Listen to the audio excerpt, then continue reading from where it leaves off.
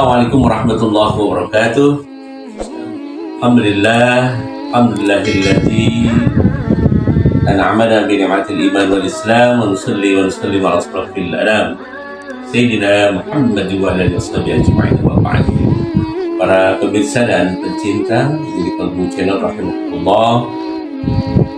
Alhamdulillah kembali kita bisa berjumpa melalui wasilah menjadi Kalbu Channel ini, dan alhamdulillah di momentum 10 Dzulhijjah 1445 Hijriah ini kembali kita berjumpa dengan dai muda kita Al-Mukarram Dr. Muhammad Reza Najib LC.MA, yang kali ini beliau akan mengetengahkan dengan judul kajian Momentum 10 Dzulhijjah, korbankan keibrahimanmu atas keismailanmu. Ini sungguh luar biasa maknawi ya, atau makna yang tersembunyi pada judul kajian kali ini.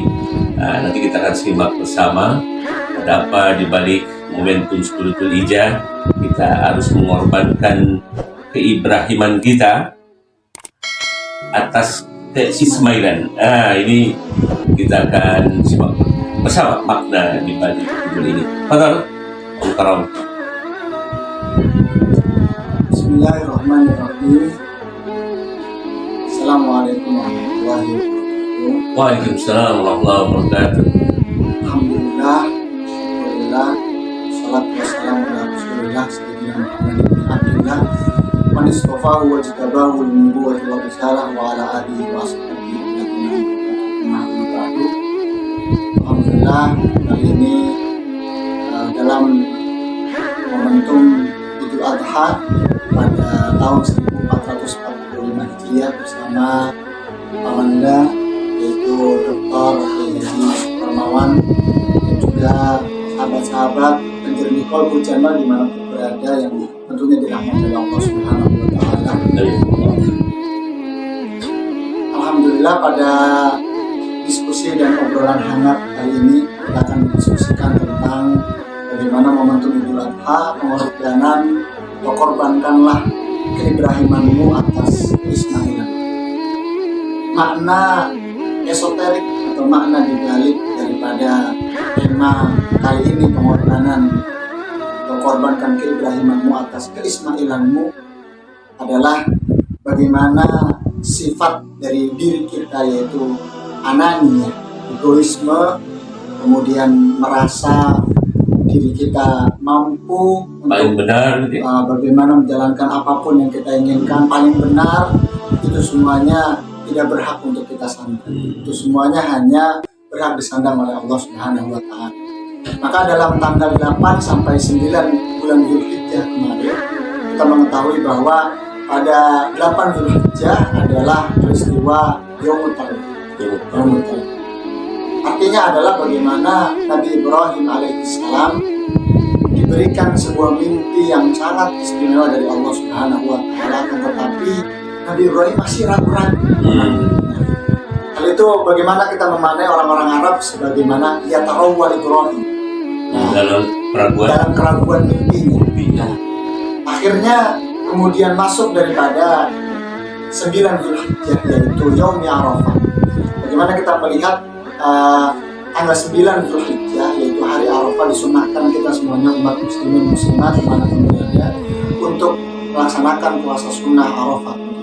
Apa dibalik makna Arafah sebenarnya? Peristiwa Arafah ini menjadi sesuatu yang sangat penting. Artinya dari minasyak ilal yakin. Nah, dari keraguannya Nabi Ibrahim alaihissalam pada keyakinannya, kemudian masuk dalam tanggal 9 Dzulhijjah, keyakinan itu menjadi mantap bahwasanya perintah dari Allah Subhanahu wa Ta'ala adalah nyata dan benar. Maka kemudian saya teringat bahwasannya jangan sampai egoisme kita ketika menyayangi seseorang yang kita cintai, kemudian ada perintah dari Allah Subhanahu wa Ta'ala untuk melakukan hal yang baik, tetapi hati ini masih ragu. Nah, hal ini juga bagaimana ada sebuah nasihat dari para ulama kita mengatakan at-tarakki mani'un min mawani'il istiqamah wa sababun fil halak. Apa artinya at-tarakki mani'un min mawani'il istiqamah?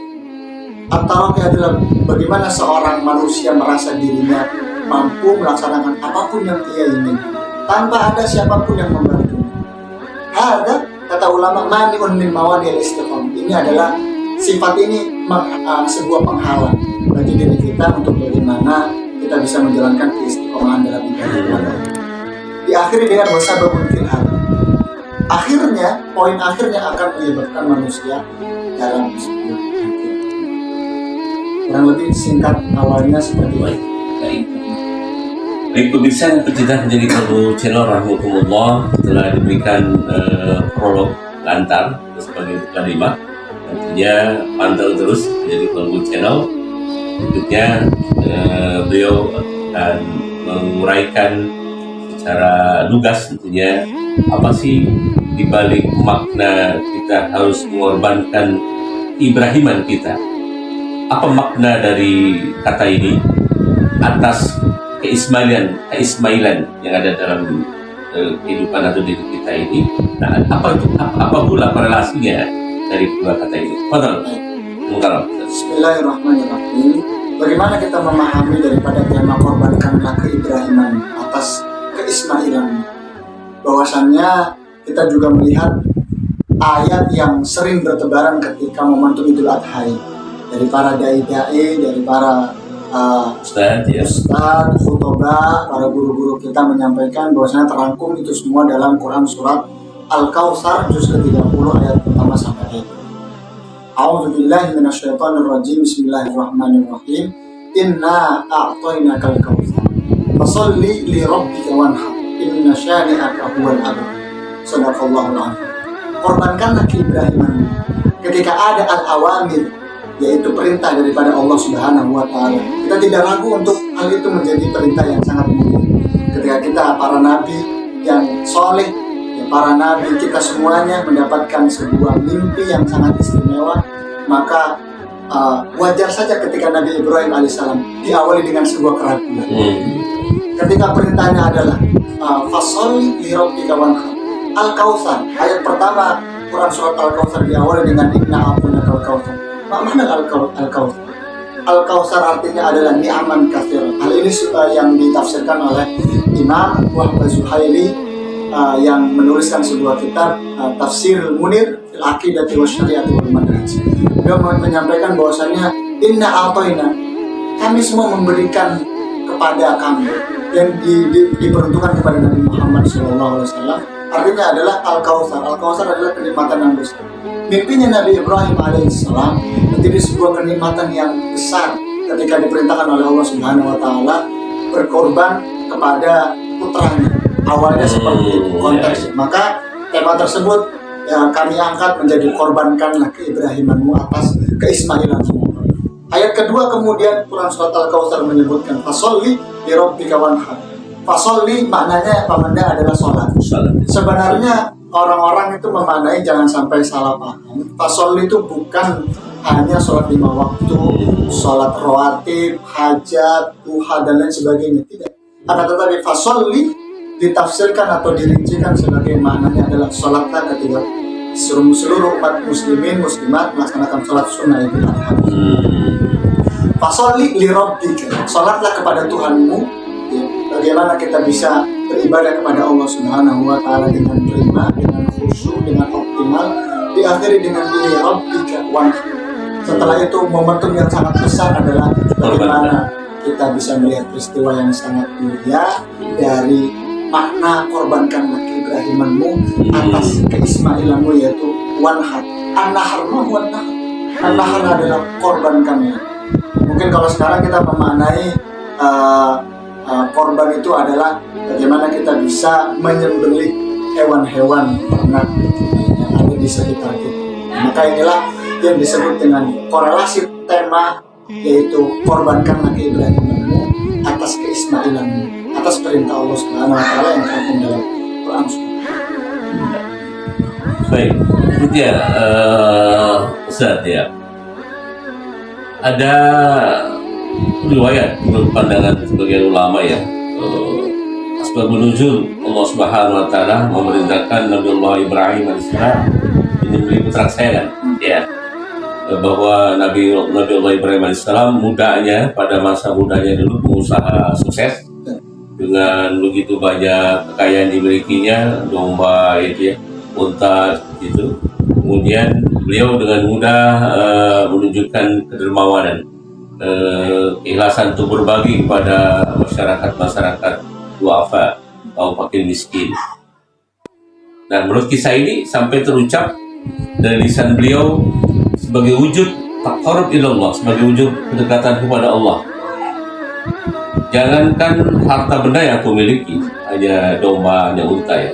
Ketika aku berkeluarga, nanti aku punya anak, Allah meminta diriku untuk mengorbankan anakku sebagai wujud taqarrub ilallah dan permintaan dari Allah, niscaya aku laksanakan perintah itu. Nah, bagaimana pandangan Ustaz terhadap peristiwa tersebut? Bismillahirrahmanirrahim. Izin teman-teman, para pemirsa internet Kolbu Channel yang dirahmati Allah Subhanahu wa taala, bagaimana melihat makna Al-Quran dan juga melihat daripada sisi asbabun nuzul ayat. Kalau konteks Al-Quran, kalau kita memahami sebuah hadis, maka kita harus memahami asbabun nuzul hadis, bagaimana konteks hadis itu turun. Tidak semata-merta Allah Subhanahu wa taala menurunkan ayat Quran surat Al-Kautsar dari ayat pertama sampai tidak ada hubungannya, tidak ada relasinya, tidak seperti itu. Atau mungkin kita melihat makna hadis, yaitu Nabi Muhammad SAW ketika menyampaikan dalam sebuah hadisnya, innamal a'malu binniyat wa innamal likulli imri'in ma nawa. Tidak ada asbabul wurudnya, tidak seperti itu. Maka di balik itu ada sebuah peristiwa yang nyata. Asbabun nuzul daripada konteks ayat korbankanlah keibrahimanmu atas keismailanmu adalah bagaimana korelasi antara surat dengan surat. Quran surat Al-Kautsar, kemudian sebelum Quran surat Al-Kautsar di sana ada ayat tentang Quran surat Al-Kautsar. Nah, sebelumnya ada ayat tentang Qul ya ayyuhal kafirun. Al-kafirun atau ara'aital ladzi yukadzibu bid-din. Fadzalikal ladzi yad'ul yatim. Al-Kautsar. Setelah ayat atau Quran yang berbunyi ara'aital ladzi yukadzibu bid-din, fadzalikal ladzi yad'ul yatim wa la yahuddu 'ala ta'amil miskin. Jadi Pak Mada menyampaikan bagaimana sisi kemanusiaan kita melihat orang-orang sekitar menyembelih hewan kurban. Apakah dagingnya harus kita makan sendiri atau kita peruntukan hanya keluarga kita saja? Nabi Muhammad SAW dan Allah Subhanahu wa taala tidak mengajarkan seperti itu. Maka korelasi antara ayat dengan ayat yang kita sebut dengan istilah munasabatul ayat bil ayat, yaitu antara Quran surat Al-Kautsar dengan surat Ar-Ra'aital ladzi yukadzibu bid-din fadzalikal ladzi yad'ul yatim. Artinya adalah ketika seseorang diberikan kenikmatan yang sangat besar, yang sangat luar biasa, maka hadis Rasulullah SAW mengatakan man lahu sa'atun minal mal falam yudhi fala yaqrabanna musalla. Maka Nabi Muhammad SAW ketika kita menemukan seseorang yang punya harta yang banyak tetapi tidak ingin berkurban, enggan berkurban, maka janganlah dekati musollakan tempat ibadah. Itu peringatan keras daripada Nabi Muhammad SAW. Ini ada relasi antara kewajiban sholat dengan semangat berkurban. Ada korelasi dan magnet sendiri. Maka ketika seseorang sudah membenarkan sholatnya, dari sholat kemudian tumbuhlah al-khasyatu lillah. Bagaimana kita takut kepada Allah Subhanahu wa taala. Hal ini terangkum di dalam karya daripada ulama Nusantara kita, yaitu Kiai Haji Hadratus Syekh Hasyim Asy'ari, pendiri daripada Nahdlatul Ulama. Beliau menuliskan sebuah kitab Adabul Alim wal Muta'allim. Apa yang beliau katakan? Manal khasyatu lillah? Siapa yang takut kepada Allah Subhanahu wa taala? Hadratus Syekh Hasyim Asy'ari kemudian mengatakan, hum khairul bariyah. Mereka adalah orang-orang yang baik, orang-orang yang dermawan ketika memberikan sebagian hartanya kepada fakir miskin. Hal ini masuk di dalam tema kita, yaitu kurban.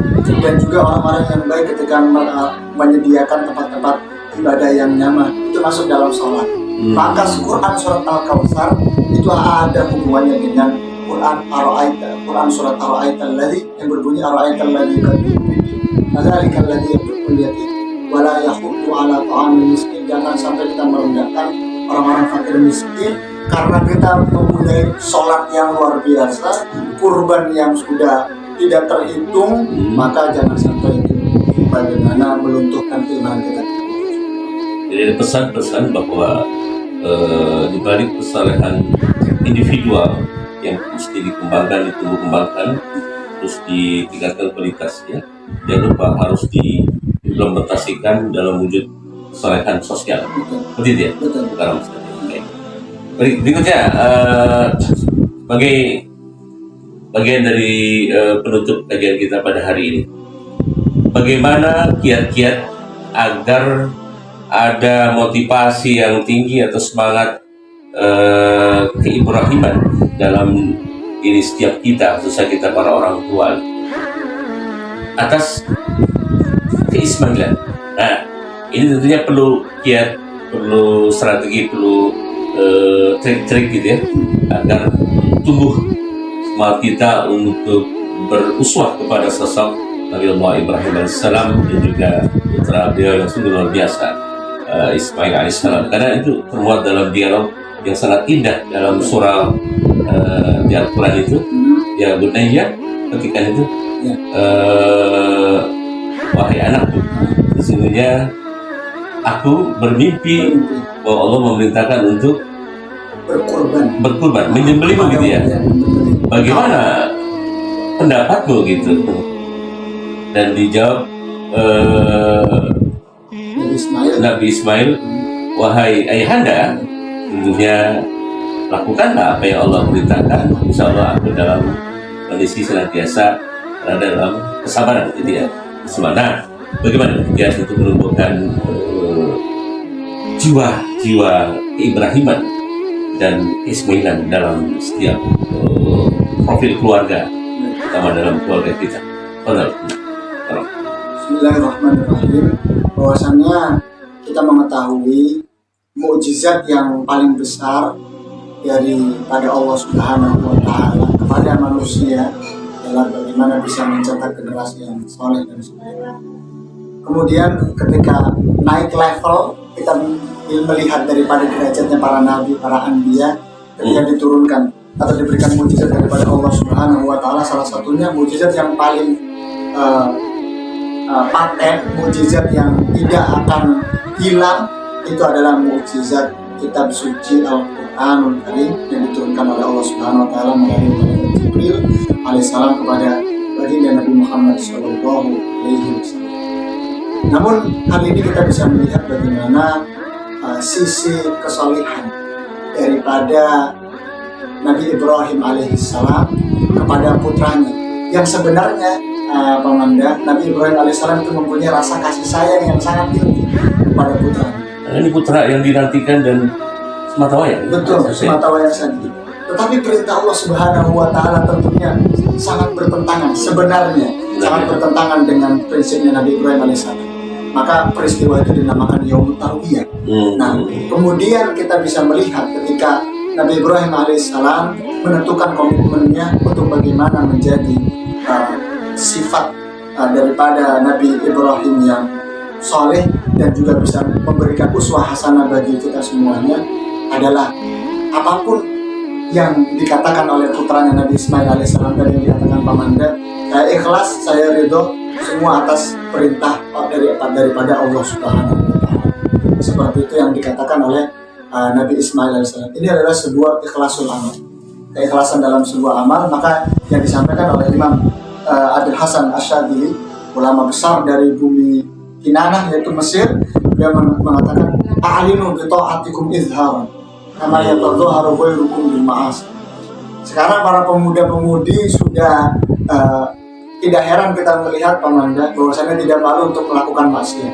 Lawannya mereka adalah kita yang senantiasa bagaimana lintisyari da'watul islamiyah dimanapun berada, di majlis-majlis kita masih, kemudian kita masih senantiasa ngaji bersama, kita masih diskusi-diskusi hangat tentang perihal nilai-nilai keagamaan atau keharmonisan di dalam agama Islam bersama orang tua kita, guru-guru kita, itu semua menjadi ladang pahala untuk bagaimana mengantarkan kita ke surga yang Allah Subhanahu wa Ta'ala. Inilah yang penting untuk kita rasakan. Dan yang terakhir, dari sebuah kitab yang dituliskan oleh Imam Muhammad Fuad Abdul Baqi, mempunyai kitab Al-Mu'jamul Mufahras di Al-Fadhil Quran. Bagaimana Imam Muhammad Fuad Abdul Baqi merumuskan kata-kata nikmat itu beraneka ragam. Artinya, Pamandan, dari halaman 709 beliau menyampaikan ada beberapa kata diksi yang masuk dalam perihal kurban yang diberi kurban, seperti an'am. An'am itu adalah hewan ternak. Asal katanya mustaq, jadi satu akar kata. Ni'matun menjadi an'am. Beliau juga mengatakan ada ni'imah, ada juga ni'mah. Ni'mah itu sebaik-baiknya atau senikmat-nikmatnya, atau juga ni'mat. Maka ketika kita memahami Al-Quran, daripada Quran surat Al-Fajr misalkan, fa'ammal insanu idza mabtalahu rabbuhu fa'akramahu wa na'amah fa yaqulu rabbi akramah. Jangan sampai kita terputus ketika membaca Al-Quran surat Al-Fajr. Fa'ammal insanu idza mabtalah, manusia dalam sebuah kesengsaraan saja. Allah Subhanahu wa Ta'ala tidak bertanggung jawab. Itu adalah pemahaman yang salah. Maka ketika ayat itu dilanjut, fa'ammal insanu idza mabtalahu rabbuhu fa'akramahu, Allah Subhanahu wa Ta'ala menguji kita semua, Pamandan, itu semata-mata untuk menaikkan derajat level kita dari 1 ke 2, untuk menjadi hamba yang terus bertakwa kepada Allah Subhanahu wa Ta'ala. Fa'akramahu wa na'amah, bukan hanya dimuliakan oleh Allah Subhanahu wa Ta'ala, akan tetapi diberikan sebuah nikmat daripada Allah Subhanahu wa Ta'ala. Hal ini terangkum di dalam pernyataan Syekh Muhammad Fuad Abdul Baqi di dalam kitabnya Al-Mu'jamul Mufahras di Al-Fadhil Quran halaman 709, dan kata nikmat di dalam Al-Quran terulang sebanyak 28 kali. Bimana ghanimah. Al-ghanimah bimana al-mal, bisa diartikan sebuah harta rampasan. Akan tetapi kalau tamar butonnya hilang ayah, dan juga ianya hilang, ghanam, maka menjadi hewan. Nama hewannya itu kambing. Dan lain sebagainya. Ini sebuah gramatikal bahasa Arab yang mungkin sangat dalam pesan. Luar biasa ini, sangat menarik. Pemirsa pencinta jadi Palbu channel Rahan Allah sungguh luar biasa.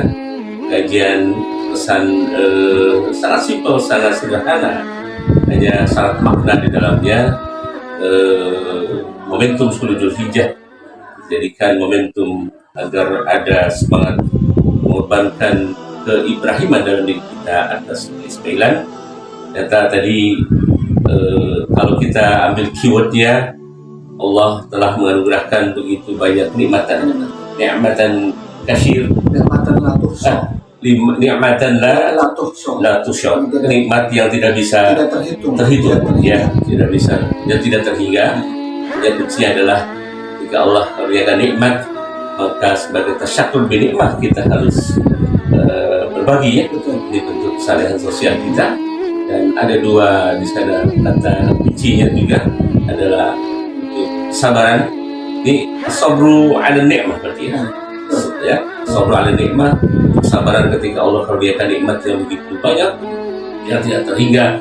Dan tidak kalah penting adalah kata ikhlas, ya, sosok ikhlas, mukhlis, ya, mukhlisin ini sangat penting. Sebagaimana sosok Nabi Allah Ibrahim AS, ketika Allah kerjakan nikmatan yang tak terhingga, seorang pengusaha sukses, dengan mudah dia bagi-bagikan kenikmatan itu, berbagi kenikmatan kepada orang lain. Dia penuh kesabaran ketika diuji atas kenikmatan dari Allah Subhanahu wa Ta'ala, dan dia ikhlas ketika Allah perintahkan, padahal itu hanya ujian dari Allah Subhanahu wa Ta'ala, ketika harus menjadi putranya Nabi Allah Ismail AS. Yang luar biasa kajian kita pada hari ini, dan insyaallah kita akan bertemu kembali dengan beliau Mukarram Dr. Muhammad Reza Naqi LCMA, yang merupakan putra dari Al-Mukarram Dr. K. Haji Kunali Sobandi MM, yang sebelumnya kita telah simak kajian dari ayahanda beliau terkait dengan keberkahan pada Yaumut Tarwiyah dan Yaumul Arafah. Dan kali ini putra beliau Al-Mukarram Dr. Muhammad Reza Naqi LCMA. Insya Allah kesempatan mendatang kita akan lanjutkan dengan materi-materi aktual lainnya. Akhirnya kami berdua menutup kajian pada kali ini dengan ucapan Allahul muwaffiq ila aqwamit thoriq. Wassalamualaikum warahmatullahi wabarakatuh. Masya Allah. Oh, luar biasa.